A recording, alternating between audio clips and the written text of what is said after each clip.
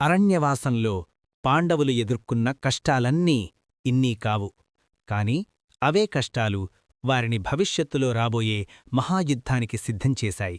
పాండవులందరూ అడవిలో ఉన్నప్పుడు కూడా దుర్యోధనుడు వారిని ప్రశాంతంగా ఉండనివ్వలేదు.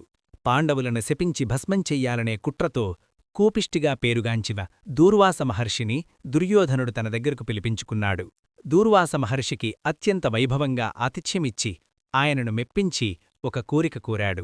మహర్షి, మామీద చూపించిన దయనే నా సోదరులైన పాండవుల మీద కూడా చూపండి. వారు అడవిలో ఉన్నారు. మీరు మీ 10,000 మంది శిష్యులతో కలిసి వారి ఆతిథ్యం స్వీకరించండి అనడిగాడు. అయితే ఇక్కడే దుర్యోధనుడు ఒక కుతంత్రం పన్నాడు. ద్రౌపది భోజనం చేసిన తర్వాత అక్షయపాత్ర నుండి ఆహారం రాదని అతనికి తెలుసు. అందుకే ద్రౌపది భోజనం చేసిన తర్వాత మహర్షిని అక్కడికి వెళ్లమని కోరాడు.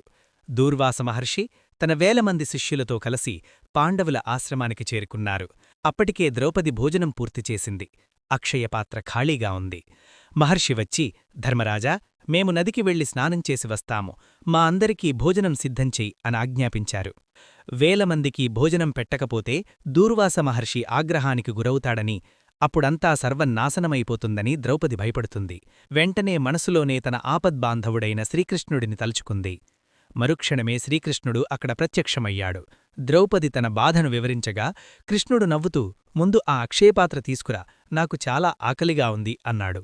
ద్రౌపది అది ఖాళీగా ఉందని చెప్పినా వినకుండా ఆ పాత్ర అంచున అంటుకుని ఉన్న ఒకే ఒక్క మెతుకును, ఒక కూరముక్కను తిన్నాడు.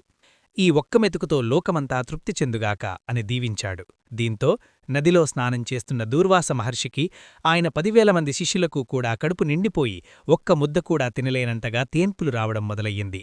పాండవుల దగ్గరికి వెళితే భోజనం వద్దనడం మర్యాద కాదని వారు భయపడి అక్కడి నుండే వెనుదిరిగి వెళ్ళిపోయారు. అలా కృష్ణుడు మరోసారి పాండవులను ఆపద నుండి కాపాడాడు. ఇక యుద్ధం అనివార్యమని గ్రహించిన వేదవ్యాస మహర్షి ధర్మరాజుకు ప్రతిస్మృతి అనే విద్యను ఉపదేశించి అర్జునుణ్ణి దివ్యాస్త్రాల కోసం తపస్సు చేయమని సూచించాడు. వ్యాసుడి ఆజ్ఞతో అర్జునుడు ఇంద్రకీలాద్రి పర్వతం మీద పరమశివుడి కోసం ఘోరమైన తపస్సు ప్రారంభించాడు. అర్జునుడి ఏకాగ్రతను పరీక్షించడానికి శివుడు ఒక బోయవాడి వేషంలో వచ్చాడు.